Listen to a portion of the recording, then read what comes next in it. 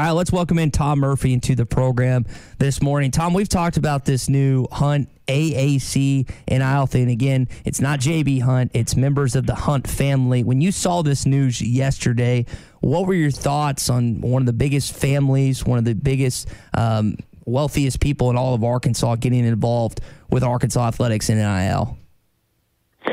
Well, good morning, everybody. Yeah, I thought it was probably an inevitability that things like this would happen, and hopefully it's a positive in terms of the message they get out. And it looks like working with nonprofits, and good to see that J.D. Note, who is aware, or his family had gone through a tough stretch, that they're helping the Samaritan cause. So I don't know. I think it's a good deal. I think it will help in the NIL program, flagship program that Arkansas has got going, and I'm sure it's just the tip of the iceberg in terms of where this thing is headed.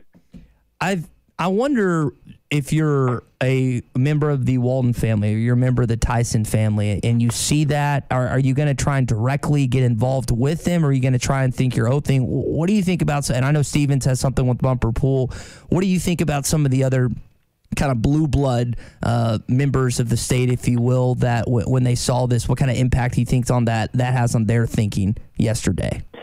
Yeah, I mean, each of those has to have its own corporate goals, and honestly, with the NIL deal coming out just last July for Arkansas, sometimes it takes corporations a little bit of time to get rolling, and obviously the way I understand it, it can't be direct corporate stuff. It has to be individual things. So you have to set up separate deals, just like this Hunt thing. It becomes from family members. So I'm sure the wheels are in motion, and we're going to see some more of this stuff as it goes along. But as Tommy and I were talking about on Tuesday, when the Texas A&M deal comes out, and then whatever money that got spent, and it sure attracted a huge class. You have to compete somehow. So honestly, I do not know all the ins and outs, what you can, what you can't do, other than the players can profit off their name, image, and likeness. Yeah. So it's, looking at this deal and the announcement yesterday, I think a couple key things here. It's a nonprofit, which means others can donate. Hey, I want to get involved, but I don't have the wherewithal to form a foundation and create a nonprofit, and I don't want to, I don't know how and don't have that much in. But I'd like to give $20 or $200 or $2,000. It doesn't matter, But to me, you can donate to this. A, it's a nonprofit, but B, Tom, what I'm seeing is they're involved with other nonprofits and helping something like the Samaritan organization here that JD's helping through.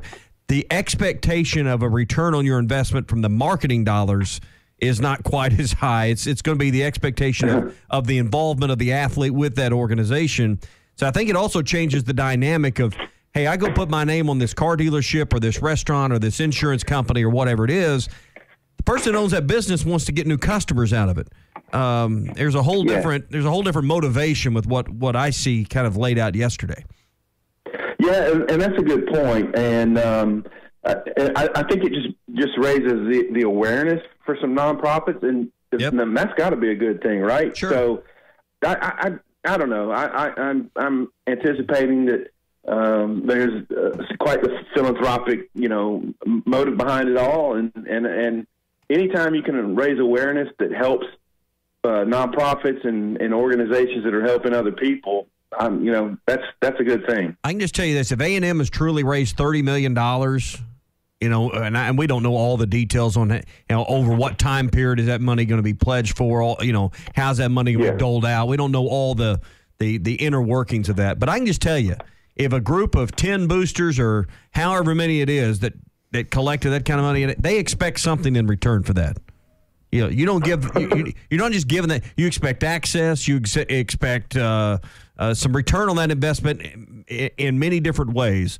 You don't give $30 million away collectively and not expect something for it. So we're going to see a lot more. I think a lot more ugliness come out of this deal before it all settles out. Yeah, we're off to the races, and this is the SEC. So whatever rules can be, used to an advantage in recruiting and what have you, they're going to be they're going to be used. So here we go. I think we called this the Wild Wild West is starting up, and we're seeing that. Yeah. Speaking of ugliness, the first 10 minutes of the game last night between Arkansas and Ole Miss was pretty ugly. I think it was like 13-12, 10 minutes into this ball game. Arkansas finally got on track. Tom, they struggled to get to the free throw line. They shot more threes kind of on average than what they've been, but made 8 of them last night. What was your assessment of Arkansas's road win at Ole Miss last night? My assessment was it's nice to get a win when it just doesn't look very pretty. And I mean, Ole Miss's shooting was just horrendous. Oh. And we said for Arkansas basketball to get turned around in this season, it's got to come from the defensive end. They appear to be doing that. It looks to me like they really shortened their bench. They only got scoring from, was it 5 or 6 guys last night? Amude started, didn't score. And, guys like Chris Likes and some others, like Jackson Robinson didn't play. Connor Vanover didn't play. So it was a really shortened bench. And they just did a good job. They didn't get the ton of offensive rebounds that they're used to. So Kermit Davis, they had a good plan. Keep Arkansas from killing us on the offensive boards, take care of the ball pretty good. They just didn't shoot it very well. And, Note, he's not afraid of missing shots. And he goes and he takes them. And he went 10 of 23, but his 3-pointers were, timely. And, sometimes you just have to have a guy who's just an unconscious type shooter who can give you a streaky performance and help you win games. And if they shoot 10 out of 23, you just deal with it. Yeah. Now, his turnovers were a little high yesterday, but, hey, anytime you get a road win at a place where Florida just went in and got beat pretty soundly, that's a good deal. And now they've got their head above water. They've got more road wins than home losses, and they're probably on the right side of the bubble as we wake up this morning. But still a lot of work to do. Yeah, and this for both of you guys here. But this struck me last night when they put this graphic up. Maybe y'all will remember it from the telecast that showed all of the transfer portal players and Chris Likes and Amude. And the point of the graphic was I think it was 4,000 career points in all these places for the transfer portal players that had come in. But what struck me about that, you wonder about Arkansas struggling in the non-conference portion of the schedule, but winning but not impressively, and then starting out of SEC play. I mean, I think we got to be reminded of how the construction and the composition of this roster, Tom.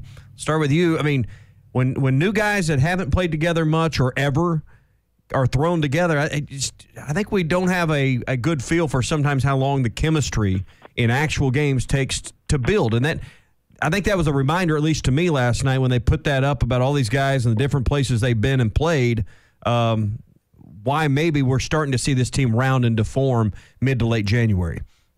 Yeah, a great point. And that's what we kept complimenting Eric Musselman on last year was being able to assemble the roster, get things rolling.